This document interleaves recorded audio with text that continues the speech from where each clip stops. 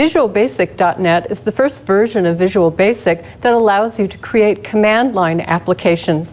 Command line applications don't have a fancy user interface. They're simply run at the command prompt. But first, let's take a look and discuss some of the key terms that you'll use throughout the rest of the course.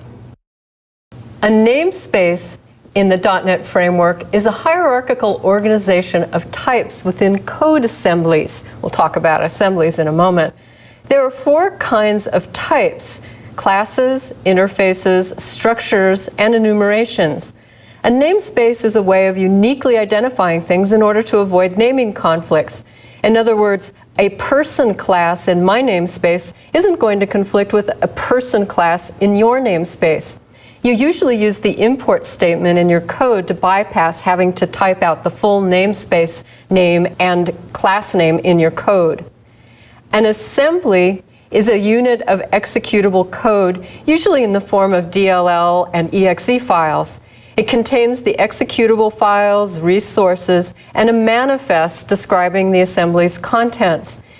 In .NET, you can use an assembly without having to run a setup program. Assemblies can simply be copied to a new location to be deployed. The .NET framework handles all of the runtime issues involved.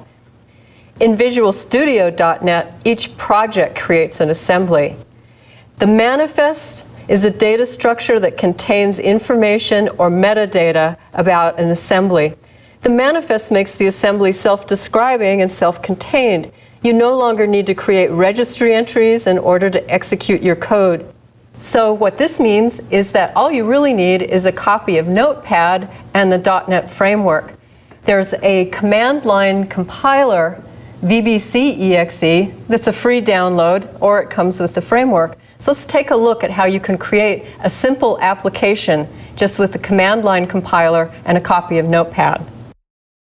The command line compiler that ships with Visual Studio is just a window onto the command prompt. If I double-click it and open it, you can see that I have the documents and settings here. I'll just type CD, backspace, and CLS to clear the screen. So if you remember any of your DOS commands, they'll certainly come in handy here. Now the command line compiler itself, just type VBC and hit the Enter key. That's the command line compiler, and it shows you all of the switches for the command line compiler. So basically, here's the output file, specifies the output file name. The target creates a console application, a Windows application, a library application, and a module that can be added to an assembly. And there's a bunch of other options that you can specify as well for your output. So we can use the command line compiler and Notepad, and I'll go up and open a copy of Notepad and create a new console application to run from the command line. In Notepad, you can just type a single apostrophe or single quote, however,